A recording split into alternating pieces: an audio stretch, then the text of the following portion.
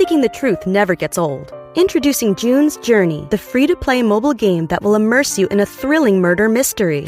Join June Parker as she uncovers hidden objects and clues to solve her sister's death in a beautifully illustrated world set in the Roaring '20s.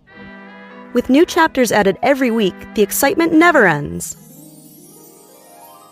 Download June's Journey now on your Android or iOS device, or play on PC through Facebook Games. A science story, huh? Is NYU scientist I felt right. I was so And I just thought, well, I had figured it out. It was that golden moment. Because science was on my side.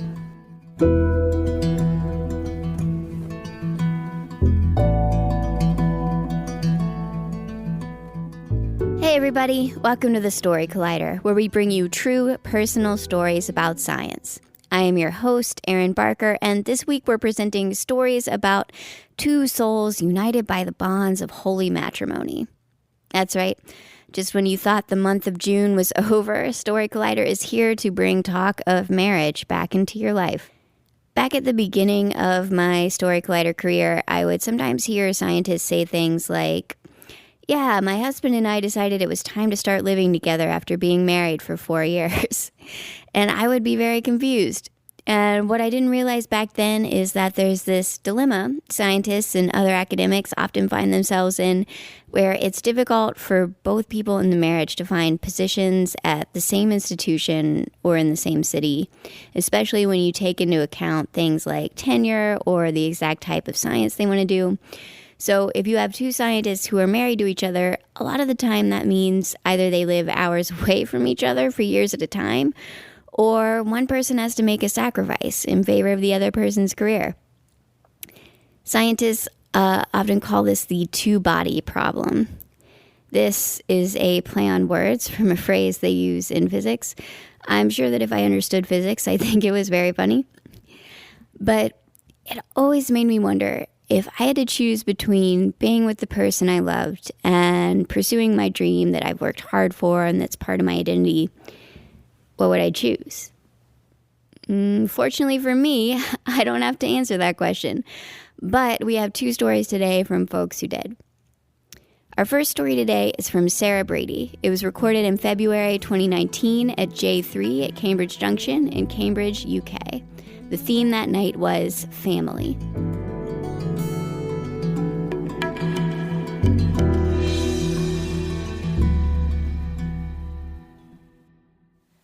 There we were. My daughters and I had just stepped into the UK as residents for the first time. Our next stop was the luggage. We had prepared for this moment. We had practiced with our daughters, walking up and down our hallway at home, pushing one large bag while they pulled a carry-on bag, while they wore a backpack. This plan was going to work. Until we got to the luggage itself, and both of my daughters started weeping and wailing, and I knew they were going to be no help. So I retrieved 2 luggage carriers and piled on 7 checked bags, 3 carry-ons, 2 backpacks, and began pushing my way through the airport, calling out behind me, "Come on! Keep walking. Daddy will meet us on the other side." When we got through the doors, I scanned the crowd, and my husband, Aaron, was not there. I knew I couldn't make it through that crowd of people with all that luggage without knocking someone over, so I looked to my left, and there was a little ledge along the wall. And so I pulled those luggage carriers over to the wall, and my girls and I sat down. They were still weeping very loudly, and I pulled out my phone. There was a text message. It said, "The bus is stuck in traffic. I'm going to be at least 30 minutes late." I sighed and typed, "Okay." That was not the first time I ever had to wait for my husband. My husband's a physician, a paediatrician, And we have been married for almost 15 years, which has included his medical school, his residency training, and his early years as a physician. But when I met him, he was the most on-time person I had ever known in my life. We went through medical school together. I was teaching at an area university, teaching theater and communications, and we were both busy, but we were doing what we loved and supporting each other. And then he was almost through with medical school when I found out I was pregnant with our first child. And then I was offered a tenured position. And that tenured position was going to require for me to do PhD work while residency was looming large in our future with 80-hour work weeks for Aaron, while I was also maintaining my 60-hour work weeks as a professor while having a new baby. The math did not add up in my mind, and so I declined the position and decided that I would take my career a different way, in a performance way, and support my husband and our new child.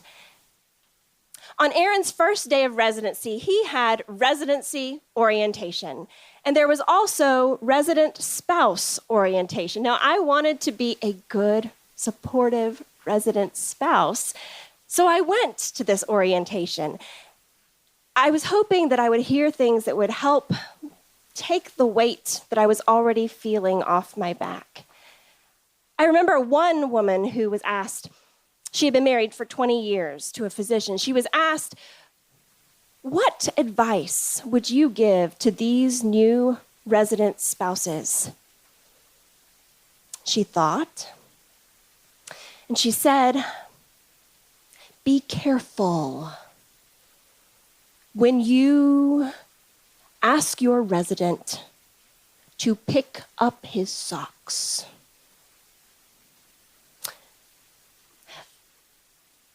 That wasn't exactly what I was looking for. And I felt that weight grow heavier on my back. And at the end of the day, when Aaron and I came together, I asked, "So, did you have any breakout sessions on how to be a good spouse while you're in residency?" And he said, "No, Sarah, we had a lot to cover." And I felt that weight grow unbearably heavy, because I knew that both implicitly and explicitly, I had been handed the entirety of the responsibility for the health of my marriage and family for the next 3 years. But I didn't have the words to concisely express my concerns to Aaron until a few months later. We went to a gathering with his fellow training physicians, and some of us were sitting around a table, and reading came up. And so I jumped into the conversation and started talking, and one of his colleagues looked at me. "You read?"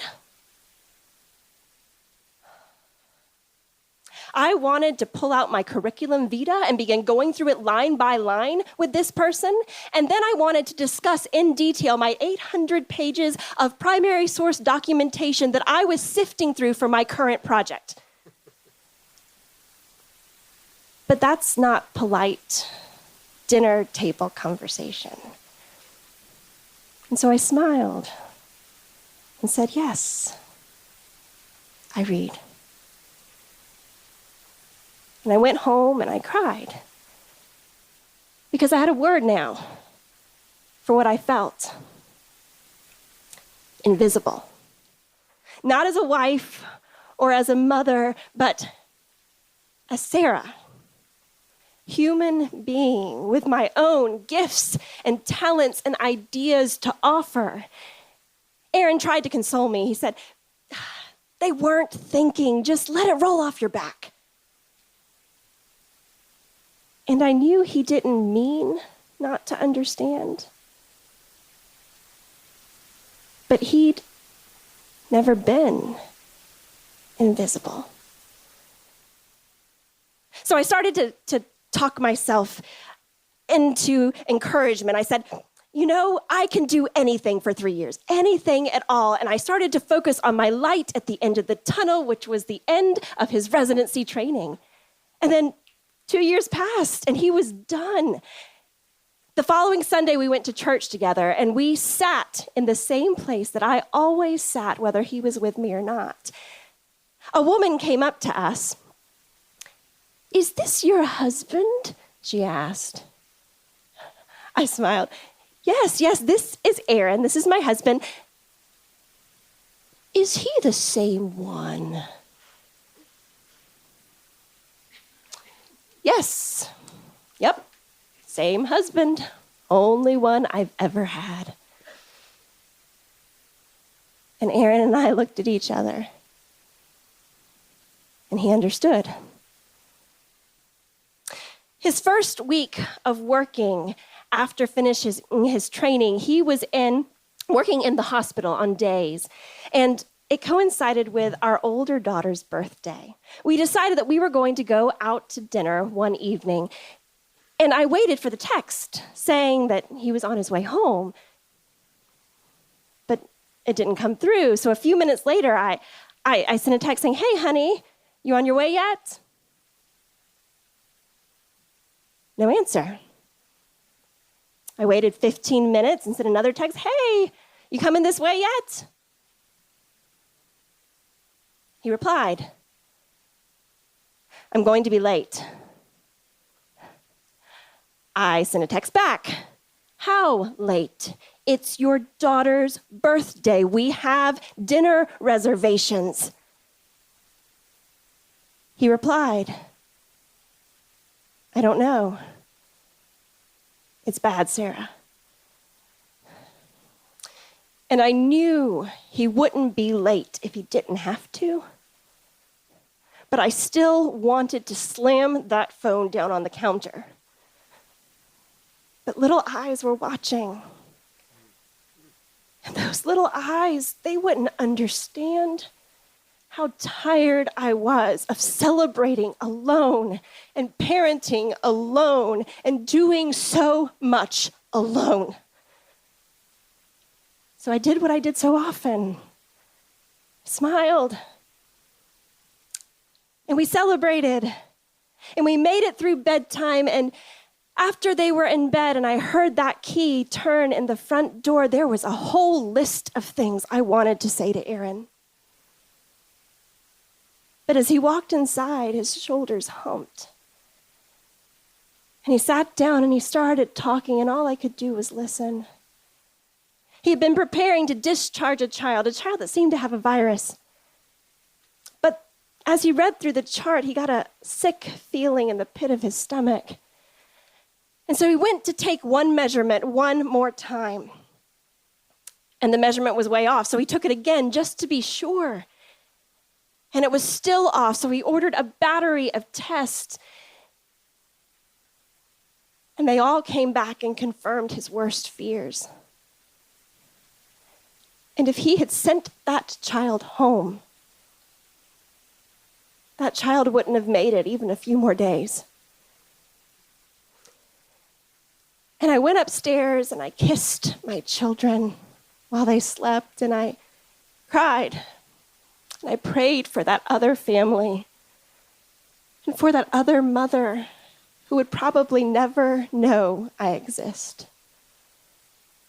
but who got to keep her child a little while longer because my husband had missed celebrating his daughter's birthday. But I also knew that my light at the end of the tunnel had not come. And we could not go on the way we had for the last 3 years. We were going to have to take difficult measurements of us, of Aaron, of me, of us as a couple, of us as a family, because a physician can absolutely save a life. But so can a story. And so we started having those conversations you don't like to have and making those adjustments that are hard. And we've kept on through today, having those difficult conversations and making those adjustments, which led us to that moment 4 years later, a year and a half ago now, when my children and I were sitting on that ledge at Heathrow Airport waiting. And then Aaron was there. He took the whole situation in a moment, helped lift us up off of that ledge, put his hands on those two massively overloaded luggage carriers, and said, "I've got this. Let's go get some breakfast." He picked up his socks.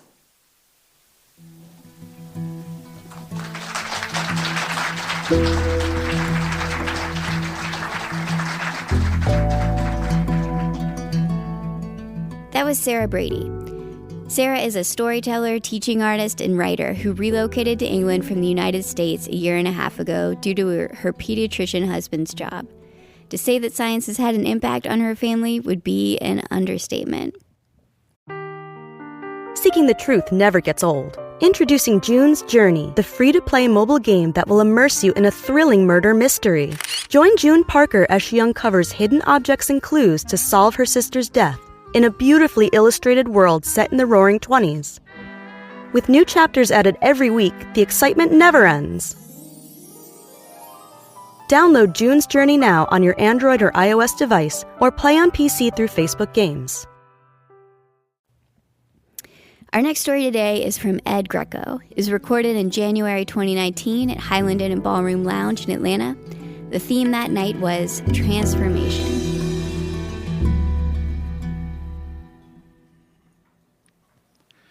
I fell in love with physics when I was in the 8th grade.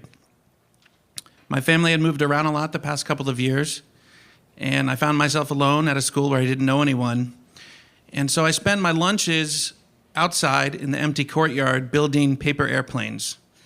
And I developed an obsession with these airplanes and how the tiny differences in the folds and the wrinkles, the tuck of a flap, could cause a completely different trajectory of that airplane through the air. I started to obsess about it. I visited libraries, I looked for books, I unfolded every airplane that I could come across, and I just couldn't make sense of it. I was flummoxed. And so my mom did the only thing that you can do with a weird little kid obsessed with airplanes. She enrolled me in a science and engineering program at the high school across town. And so on that first day of 9th grade, I sat in the back of an old yellow bus about an hour before sunrise, and I saw Elizabeth. She had gotten on the bus, and I remember looking at her, and I wish I could tell you that it was love at first sight, but really I just thought she was cute, and I was happy that there was at least one girl on the bus that day.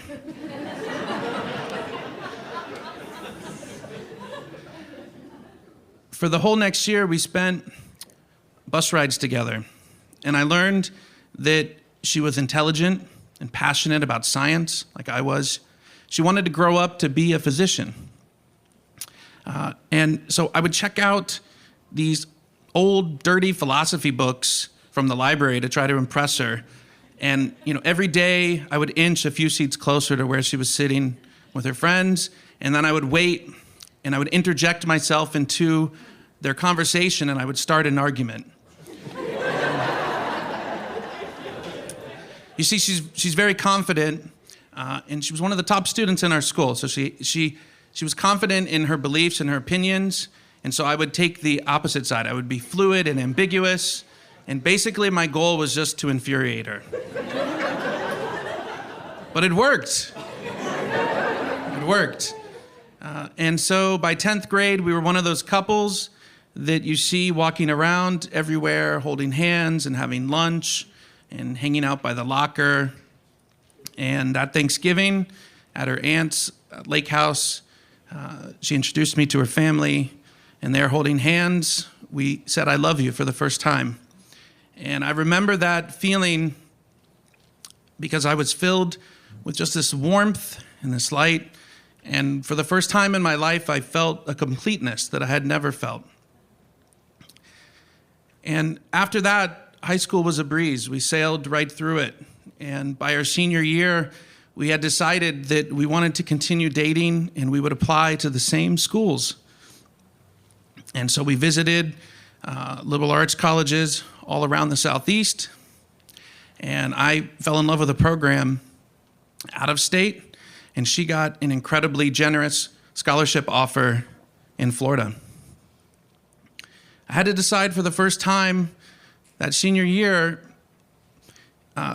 if I would choose my love for physics or my love for Elizabeth. And the tension started to build in our relationship, and I got scared. And I decided that I would go to the school in Florida with her. I knew that I wanted to be a scientist when I grew up, and I knew for physics that meant a PhD. And so I rationalized it. I said, I'll work hard. I'll get into a good graduate school. That's what's really going to matter. And so we started our freshman year of college together. But I carried with me some resentment and bitterness. And so we had a very rough first couple of years of college. And somehow we hung on, I think because we both just worked so hard. She was a chemistry and a biology major, and I was a physics and a math major. And we had jobs after school. And so we just buckled down. And the summer before our senior year, we were at the beach, and it was sunset, and I proposed to her. And she said yes. And again, I was flooded with that feeling of light and warmth and completeness. And so we started our senior year together with plans to get married right after graduation. She wanted to be a physician, which meant that she needed to go to medical school. And I was now dead set on a PhD program in physics. And we looked for cities all across the Southeast that had good programs in both.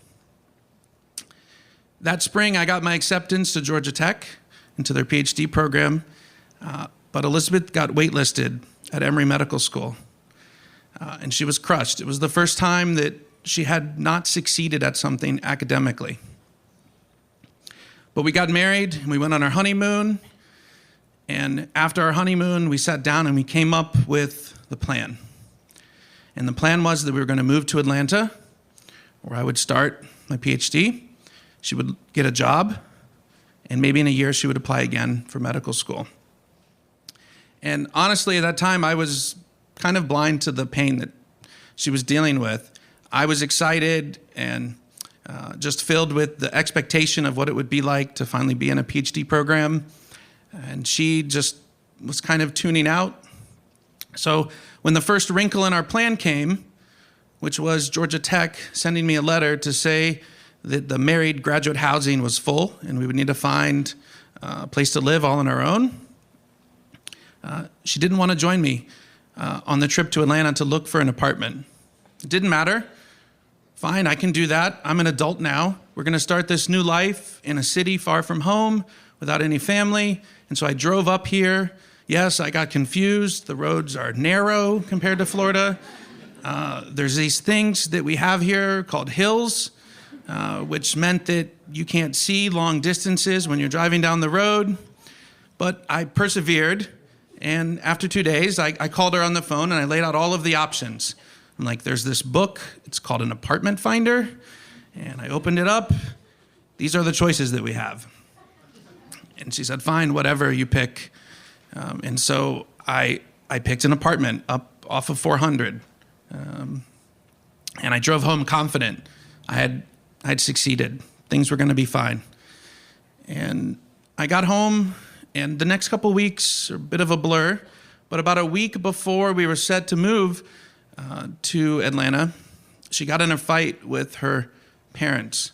It was a Monday morning, and it was the first day of medical school at Emory. And her mom had called and told her that she needed to call Emory admissions and ask if someone had failed to show up. And maybe she could take their spot. And she refused, and it was a big fight. But eventually she swallowed her pride, and she called Emory Medical School, and she said, did anyone fail to show up today? And they're like, well, actually, yes, someone did fail to show up today. And if you can be here tomorrow, you can start medical school with the rest of the students. So I was just shocked. I mean, it's like, I had taken my wife's side. I was like, don't call. You're just going to embarrass yourself. But there was this like tornado in our bedroom of clothes and toothbrush and maybe a laptop, went into a suitcase, and she got in the car with her mom and she said, I'm going, I'll come back in a week, we'll pack up and we'll move to Atlanta the next weekend. To understand the next part of this story, you have to know just a little bit, a description of my mother-in-law.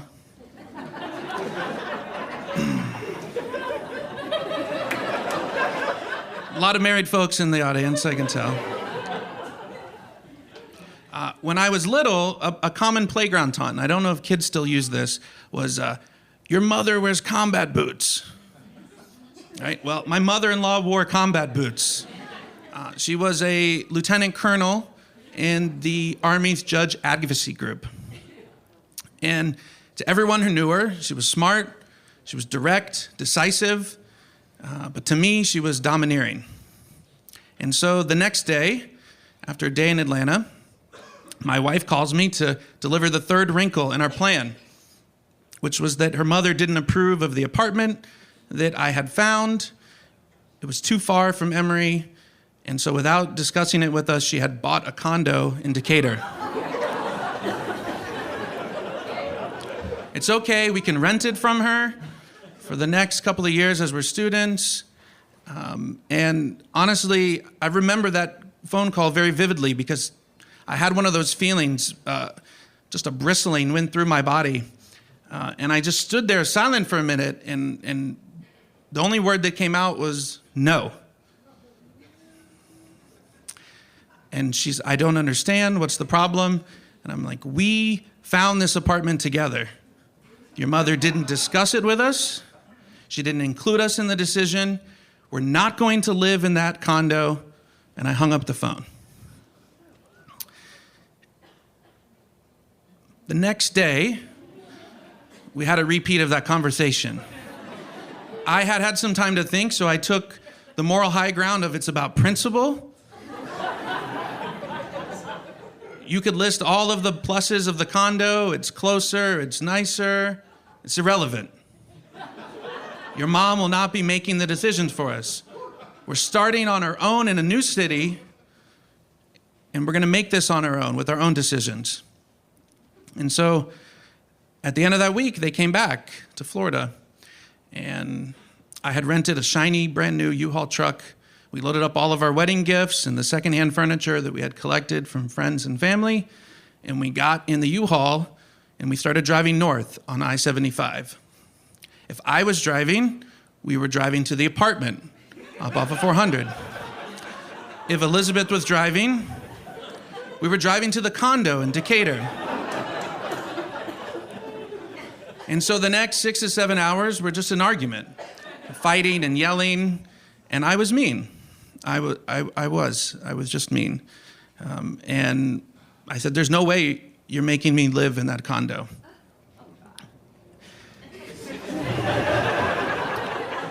So if you've never driven north from Florida on your way to Atlanta, eventually you pass Macon, and that's the sort of signpost that you're almost to Atlanta. There's a rest stop there. It's the last rest stop before you hit Atlanta. And so we pulled into that rest stop, and we walked over to those concrete picnic tables under the pine trees, and we sat down. And we started eating the cold ham sandwiches that her mother had packed for us because she knew we would get hungry on that trip. But we just stared at each other. This is it. We're making a decision, and we're going to sit here until we make the decision. And so you can just imagine this young couple sitting at one of these benches, and the cars are whizzing by, and they're just staring at each other. And eventually we realized that if we didn't decide, we were now living at the rest stop just outside of Macon. And in a jolt of inspiration, I remembered that I had a 50-cent coin that I had carried since I was a little kid. I found it. Maybe I bought a pack of gum or something at the convenience store, and so it was my lucky coin. And I had never needed it, but I always knew it was there. If I ever had to make a phone call home, I had that coin. It would get me out of trouble. So I took it out of my wallet, and I looked at her, and I said, how about if we let fate decide? I'm going to flip the coin, and if it's heads, we're going to move into the apartment, and if it's tails, we're going to move into the condo. And she just stared at me like I was an idiot, but I didn't say anything. And so eventually she realized that was our only option, and she agreed.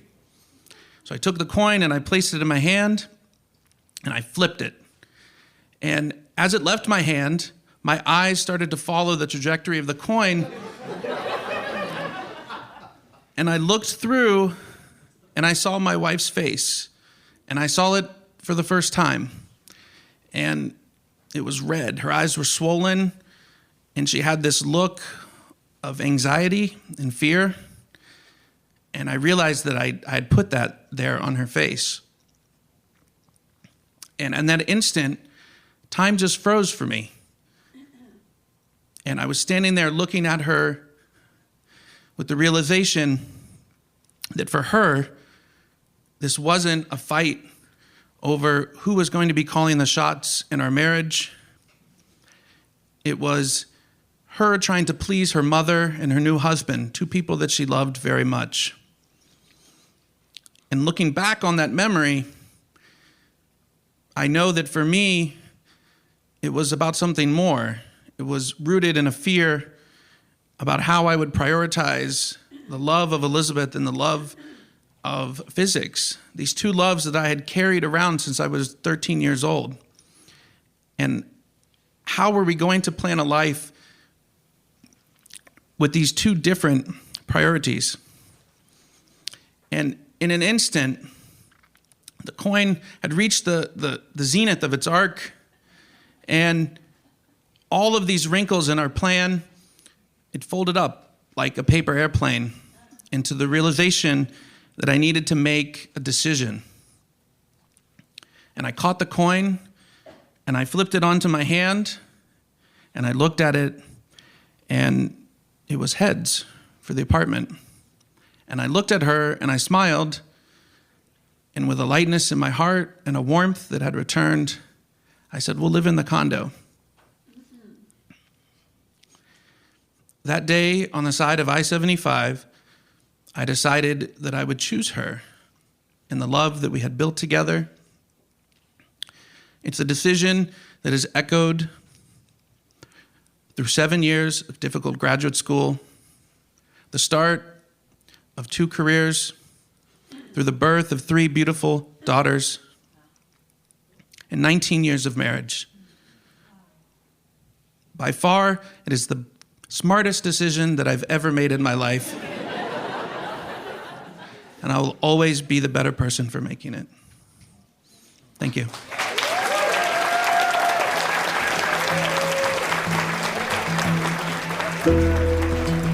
That was Ed Greco. For the last 10 years, Ed has taught physics at Georgia Tech, where he has been active in the development of new curriculum for undergraduate students. A native Floridian, he moved to Atlanta in 2000 with his high school sweetheart to attend graduate school, as we just heard. When not in the classroom, he coordinates the outreach activities for the School of Physics and serves as radio show co-host Fat Daddy Sorghum on WREK's Inside the Black Box, where he enjoys sharing his passion for science with the Atlanta community. Story Collider is grateful for the support of the Tiffany & Co. Foundation and of Science Sandbox, a Simons Foundation initiative dedicated to engaging everyone with the process of science. The Story Collider is led by me, Artistic Director Aaron Barker, as well as Executive Director Liz Neely, with help from Deputy Director Nissa Greenberg, Operations Support Manager Lindsay Cooper, and the rest of our amazing team. The stories featured in today's podcast were from shows produced by Stephen Puente, Fiona Calvert, Mesa Salida, and Kelly Vinyl. The podcast is produced by Senior Podcast Editor Zoe Saunders, with help from Gwen Hogan. The theme music is by Ghost. Special thanks to J3 at Cambridge Junction and the Highland Inn and Ballroom for hosting these shows, and to all of our listeners. Please know that we at Story Collider love and cherish you, for better or for worse, for richer or for poorer, in sickness and in health, till death do us part. Thanks for listening.